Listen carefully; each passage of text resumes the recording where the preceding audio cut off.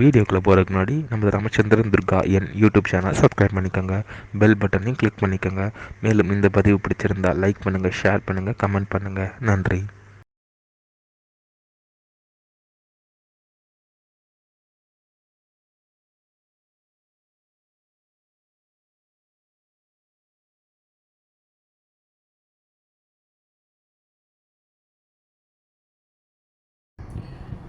ஸ்ரீ குருப்பியோ நம.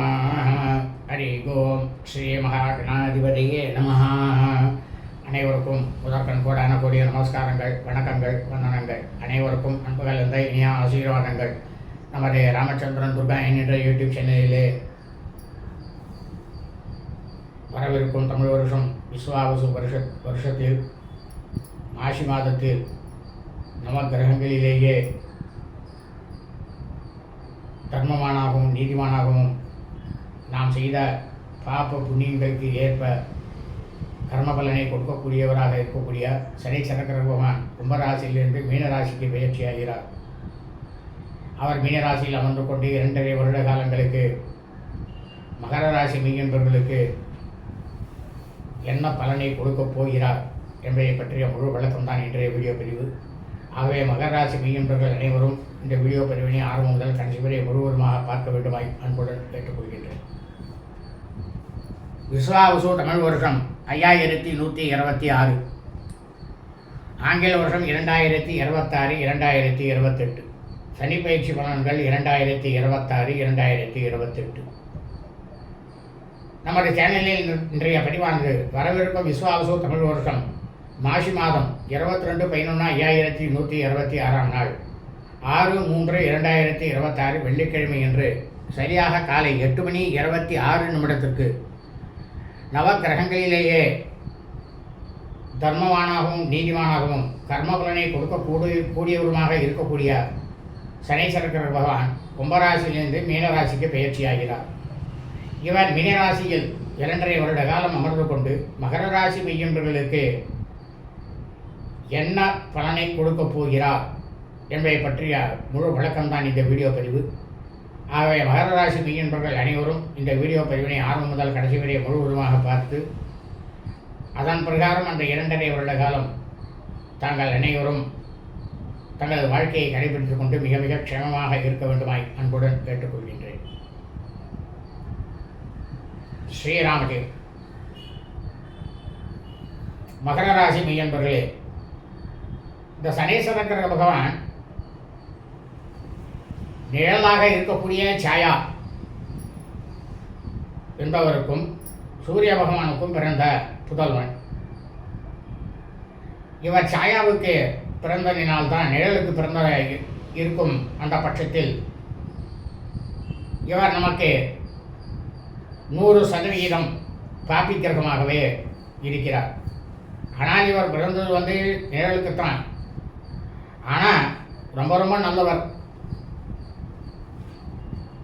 பாப்பி கிரகமாக இருந்தாலும் நல்லதை ரொம்பவும் பிரமாதமாக செய்வார். இவர்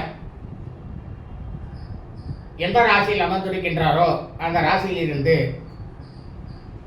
3ஆம் இடத்தையும் 7ஆம் இடத்தையும் 10ஆம் இடத்தையும் இவர் பார்வையாக பார்ப்பார். 3, 7, 10. இவருக்கு உரிய நட்சத்திரம் அப்படின்னு பார்த்தீங்கன்னா புஷ்ய நட்சத்திரம், பூச நட்சத்திரம், அனுராதா நட்சத்திரம், அனுஷ நட்சத்திரம், உத்தரப்புரோஷ்டலா நட்சத்திரம், உத்தரட்டாய் நட்சத்திரம். இவர் மகராசி மீன்பே உங்களுக்கு இவர் ஆட்சி பலம் பெற்றவர். இப்போ உங்களுக்கு 7 வருஷத்து சனி கடைசி இந்த கட்டத்தில் நடக்கிறது அப்படின்ட்டு நினச்சிட்டு இருக்கு. ஒவ்வொரு மனுஷனுக்கும் 7.5 வருஷம் இந்த சனீஸ்வர பகவான் பிடிப்பாரா? 27.5 வருஷத்துக்கு ஒரு வாட்டி 7.5 வருஷம் பிடிப்பாரா அப்படின்னு பார்த்தோம்னா கிடையாது. அவர் 7.5 நாழிகை தான் பிடிக்கிறார்.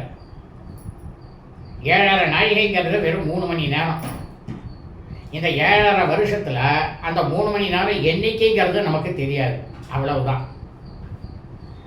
ஆனால் நாம் என்ன பண்ணுறோம், அந்த பீதியிலேயே 7 வருஷம் எனக்கு 7 வருஷம் எனக்கு 7 வருஷம் எனக்குன்ட்டு அந்த பீதியிலேயே நம்ம இந்த 7.5 வருஷமும் நம்ம பயத்திலேயே இருந்துருக்கோம். அதை முதல்ல விட்டு ஒழிக்கணும்.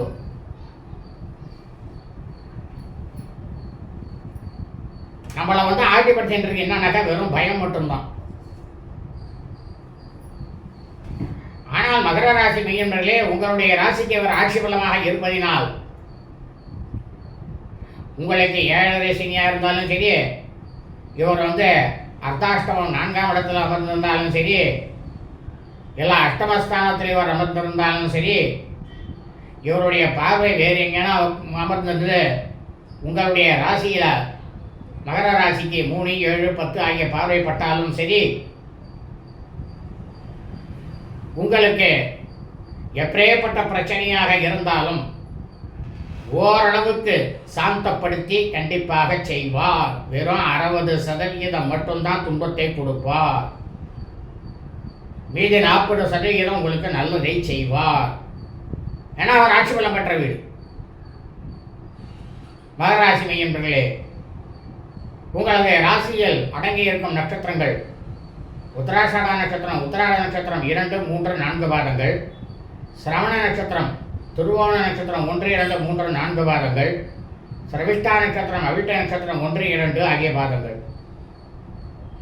இந்த உத்தராஷாட நட்சத்திரத்துக்கு அதிபதி யார்? சூரியன். சிரவண நட்சத்திரத்துக்கு திருவோண நட்சத்திரத்துக்கு அதிபதி யார்? சந்திரன். சிரவிஷ்டா நட்சத்திரம், அவிட்ட நட்சத்திர அதிபதி யார்? செவ்வாய். இந்த 3 கிரகங்களுமே இவருக்கு வந்து சத்ரு.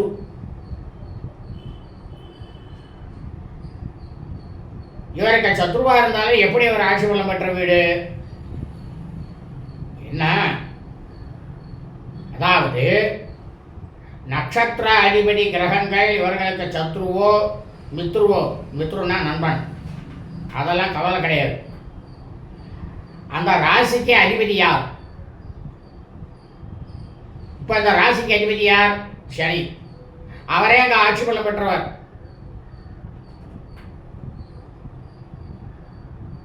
அதனால் இந்த 3 கிரகங்களுடைய செயல்பாடுகள், சத்ரு கிரகங்களுடைய செயல்பாடுகள் ஓரளவுக்கு உங்களுக்கு நன்மையை பயக்கும். ஓரளவுக்குத்தான் நன்மையை பயக்கும். அப்படி பார்க்குமேயானால் வரவிருக்கும் விஸ்வாவசு வருஷம் மாசி மாதம் 22ஆம் நாள் இந்த சனீஸ்வர பகவான் மீன ராசிக்கு பயிற்சியாகிறார். உங்களது ராசியிலிருந்து 3ஆம் இடத்திற்கு சுகஸ்தானத்திற்கு போகப் போகிறார். இனி உங்களுக்கு பிரம்மாண்டமாக இருக்கும். ஆனால் விஸ்வாவசு வருஷம் சித்திரை மாதம் ராகு பகவான் இவருடன் சேர்க்கையாகிறார் 2ஆம் இடத்திலே. சித்திரை மாதம் முதல் மாசி மாதம் 22ஆம் நாள் வரை மகராசி மெய்யன்பர்கள் அனைவருமே மிகவும் எச்சரிக்கையாக இருங்கள். யாருக்கும் ஜாமீன் கையெழுத்து போடாதீங்கோ, யாருக்கிட்டையும் கடனை வாங்காதீங்கோ, யாருக்கும் நீங்கள் கடனையும் கொடுக்காதீங்கோ. கொடுத்தெல்லாம் திருப்பி வராது. நீங்கள் வாங்கினெல்லாம் திருப்பி உங்களால் கட்ட முடியாது. வாகனத்தை செயல்படுத்தும் பொழுது அதை வந்து ஒரு வாட்டிக்கு 4 வாட்டி சரியாக இருக்கா அப்படின்றத பார்த்துட்டு வாகனத்தை வந்து பண்ணுவோம். ஏன்னா வாகனத்துக்கு அதிபதியாக வரணும்.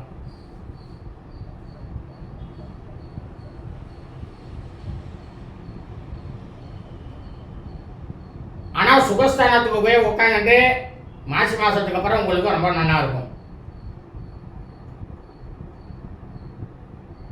இந்த ராகு கேதுனுடைய செயல்பாடுகள் உங்களுக்கு சரியில்லைனாலும்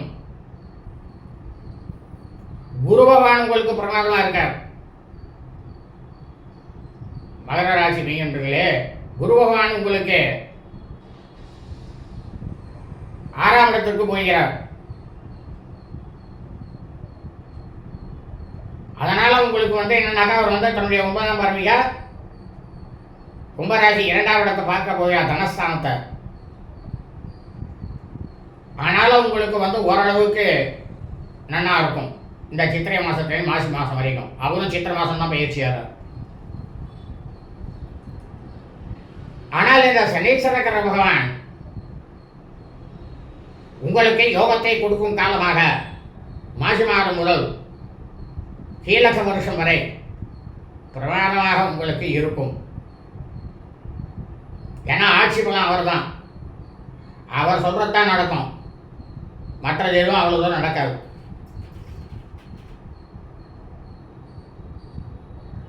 இது உங்களுக்கு பொது பலன் அப்படித்தான் இருக்குமா அப்படின்னா நிச்சயமாக கிடையாது. ஏன்னு கேட்டேன்னா, இந்த சனீஸ்வர பகவான் நீங்கள் பிறந்த உங்களது ஜாதகத்தில்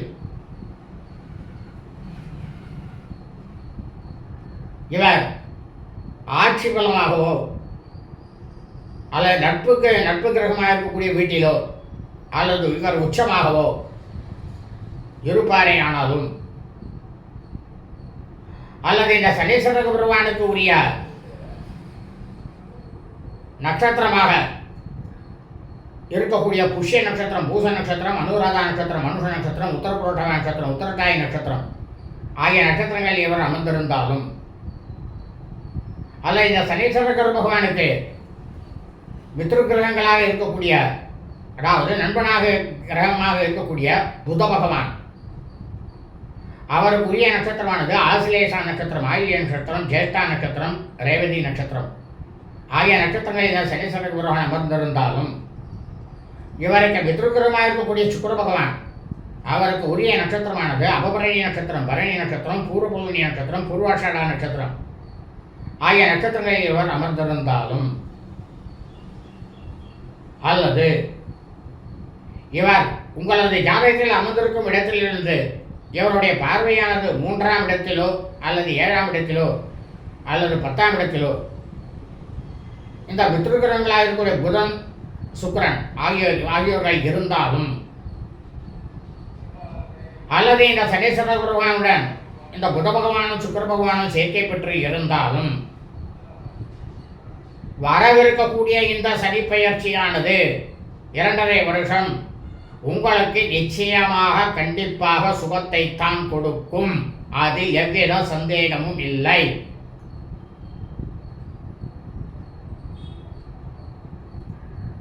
ஆனால் அதே சமயம் இவருக்கு சமமாக இருக்கக்கூடிய பிரகஸ்பதி கிரக பகவான், குரு பகவான், இவருக்கு உரிய நட்சத்திரமானது புனர்வசு நட்சத்திரம், புனர்பூச நட்சத்திரம், விசாக நட்சத்திரம், விசாகம் நட்சத்திரம், பூர்வ புரட்டவ நட்சத்திரம், புரட்டாய் நட்சத்திரம் ஆகிய நட்சத்திரங்களில் இவர் அமர்ந்திருப்பாரேயானால் உங்களுக்கு எந்த சனி பயிற்சி நல்லதையே செய்யும்.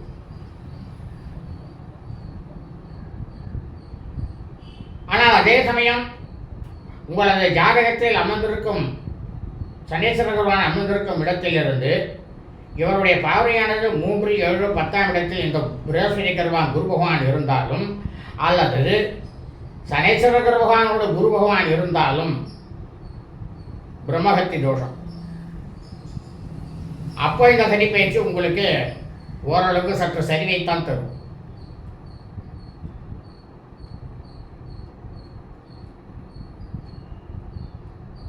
அதே சமயம் இந்த சனீஸ்வர பகவான் இவருக்கு சத்ரு கிரகமாக இருக்கக்கூடிய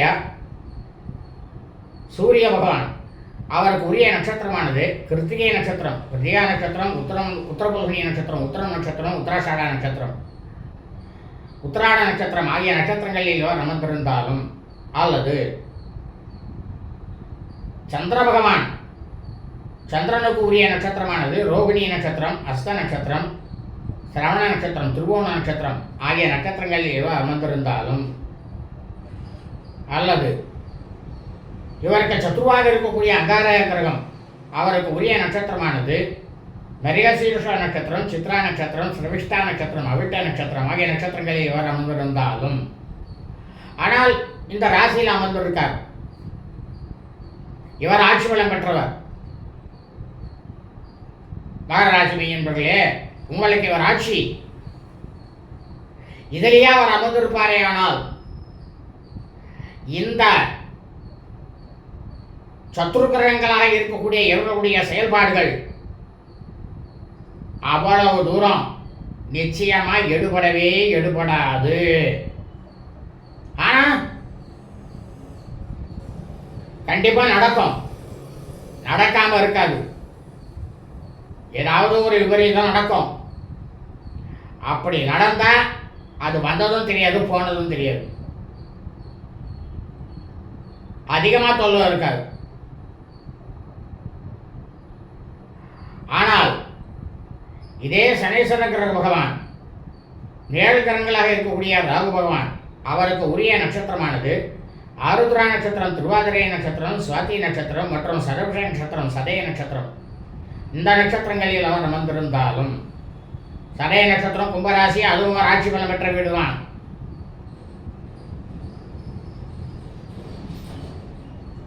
கேது அவருக்கு உரிய நட்சத்திரமானது அஸ்வினி நட்சத்திரம், மகம் நட்சத்திரம் மற்றும் மூலம் நட்சத்திரம் ஆகிய நட்சத்திரங்களில் அமர்ந்திருந்தால், இதில் பார்த்தீங்கன்னாக்கா அஸ்வினி நட்சத்திரமும் மகம் நட்சத்திரம் தான். ஏன்னா அஸ்வினி நட்சத்திரத்தில் இருக்கும்போது இவர் நீச்சம், செயல்பாடு இல்லை.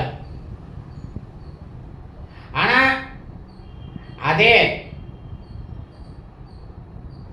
சிம்மராசி பகை வீடு மகா நட்சத்திரம், இந்த 2 நட்சத்திரங்கள் அமர்ந்திருந்தாலும் அதே சமயம் இவர் வந்து மூல நட்சத்திரத்தில் இருக்கும்போது இவருக்கு அது வந்து நட்புக்காரகன் வீடு, நட்பாக இருக்க போகிற அந்த வீட்டுக்கு வர நண்பன் நட்பு. ஆனால் குரு வந்து ஆட்சி.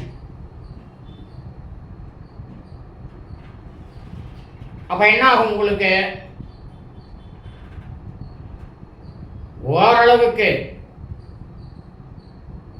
அதாவது மூலம் நட்சத்திரத்தில் வந்து அமர்ந்திருந்தால் மட்டும் ஓரளவுக்கு உங்களுக்கு நன்மை நடக்கும். மற்ற 2 நன்மை நடக்காது. அதே சமயம் உங்களது ஜாதகத்தில் சனீஸ்வர பகவான் அமர்ந்திருக்கும் இடத்திலிருந்து 3, 7, 10 ஆகிய இடங்களில் இவருக்கு சத்துருகிரகமாக இருக்கக்கூடிய சூரியன், சந்திரன், அங்காரகன், நிழல்கரங்களாக இருக்கக்கூடிய ராகு, கேது ஆகியோர்கள் இருப்பார்களே ஆனாலும், அல்லது உங்களது ஜாதகத்தில் இவர்கள் சேர்க்கை பெற்று இருந்தாலும், எந்த சனி பெயர்ச்சி உங்களுக்கு 50% தான் நல்லதே செய்யும். ஏன்னா இவருடைய பார்வை வந்து சூரியன் மேலேயோ இல்லை சேர்ந்து இருக்கும்போது சூரியன் மேலே பட்டால் பித்ருதோஷம். சந்திரனோட சேர்க்கையாக இருந்தது அப்படின்னாக்க எந்த விதமான செயல்களும் நமக்கு வந்து சரி வர நடக்காது, எல்லாம் தாமதமாகும். ஏன்னா இவர் மந்தக்காரன், அதனால் எல்லா விஷயங்களும் தாமதமாகும். அதே சமயம் இந்த அங்காரகன் இவர் வந்து நம்மளுடைய உடம்புல வந்து ரத்த சம்பந்தப்பட்டவர், ரத்தத்துக்கு அதிபதி. கண்டிப்பாக மகர ராசி மெய்யன்பர்கள் தங்களது ரத்தத்தை வந்து பரிசோதனை அப்பப்போ செஞ்சுக்கோ. ஏன்னா கிட்னி ஃபெயிலியராத்துக்கு நிறைய வாய்ப்புகள் இருக்கு.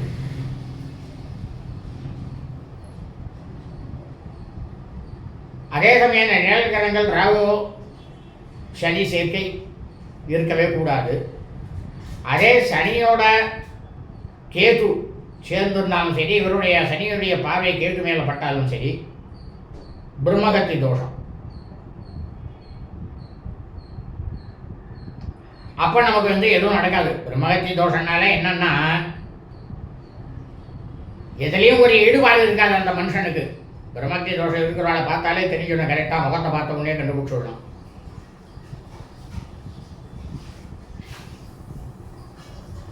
அது எந்த ஒரு வேலையும் சரிவர நடக்காது.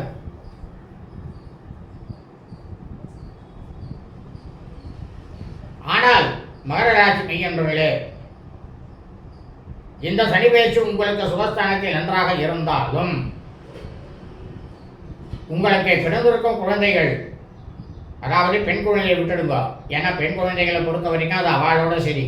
அதனால் வந்து தாயார் தோப்புனாருக்கு எந்த விதத்திலும் நன்மையோ தீமையோ நடக்க போகிறது நிச்சயமாக கிடையாது. அப்படிதான் தர்மசாஸ்திரத்திலே சொல்லிருக்கு, நிச்சயமாக கிடையாது. ஆனால் அதே சமயம் உங்களுக்கு பிள்ளை, அதாவது ஆண் குழந்தை இருப்பாரேயானால் அவருக்கு இந்த சனி பெயர்ச்சி எப்படி இருக்கு, அவருடைய ஜாதகத்தில் சனீஸ்வர பகவான் எப்படி அமர்ந்திருக்கின்றார் என்பதையெல்லாம் நன்கு ஆராய்ந்து கொள்ளுங்கள். உங்களுக்கும் நல்லா இதில் வந்து உட்காண்டிருக்கார், பையனுக்கும் நல்லா உட்காண்டிருக்கார் அப்படின்னா இந்த சனி பெயர்ச்சி உங்களுக்கு 100% நன்றாகவே இருக்கும். உங்களுக்கு இப்போ நன்னா இருக்குது, உங்கள் பையனுக்கு வந்து நன்னா அதை சனி பயிற்சி அப்படின்னாக்கா அவன் மூலியமாக உங்களுடைய செயல்பாடுகள்லாம் அந்த 100%லேருந்து ஒரு 30% கம்மியாகும். 70% உங்களுக்கு நல்லது நடக்கும். ஆனால் அதே சமயம் உங்களுடைய ஜாதகத்தில் இவர் அமர்ந்திருக்கிறது நன்னா இருக்குது, பையனுக்கு நன்னா இல்லை அப்படின்னாக்கா அதுதான் செயல்படும். ஏன்னா ஒவ்வொரு மனுஷனுக்கும் ஜாதகத்தில் கிரகங்கள் எப்படி இருக்கோ அதுதான் ஜனனம் முதல் மரணம் வரை. இந்த பயிற்சி எல்லாமே நம்ம வீட்டுக்கு விருந்தாளி வந்துட்டு போகிற மாதிரி. அவள் வந்து விருந்தாளி மாதிரி வந்துட்டு போவா, அவ்வளவுதான். எதையாவது போட்டு கொளுத்தி போட்டு போயிடுவா, இல்லைனாக்கா நல்லது செய்யிட்டு போவா. கிரகங்கள் நல்லது செய்யறதுன்னா விருந்தாளிகள் நல்லது செய்யலான்னு எடுத்துக்கணும். கிரக பயிற்சி நன்னா இல்லை அப்படின்னாக்கா எதையோ கொளுத்திட்டு போட்டு போகிறான் அப்படின்னு நம்ம நினச்சிக்க வேண்டியது தான். நம்ம எச்சரிக்கை எடுத்துக்க வேண்டியது தான், அவ்வளோதான்.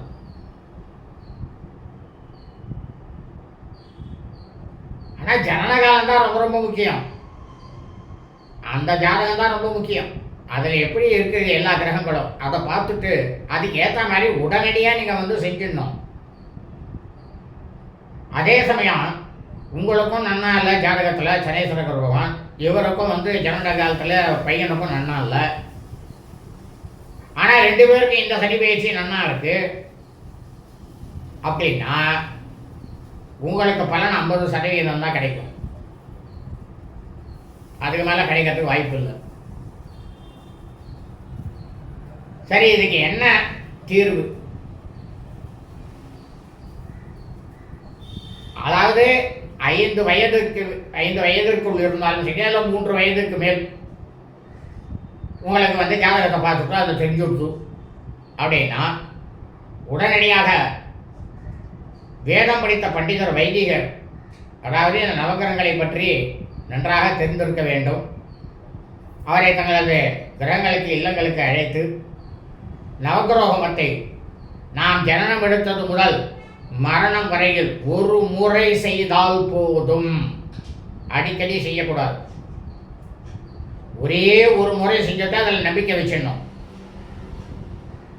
அது உங்களுக்கு பல கோடி நன்மைகளை வந்து செய்யும்.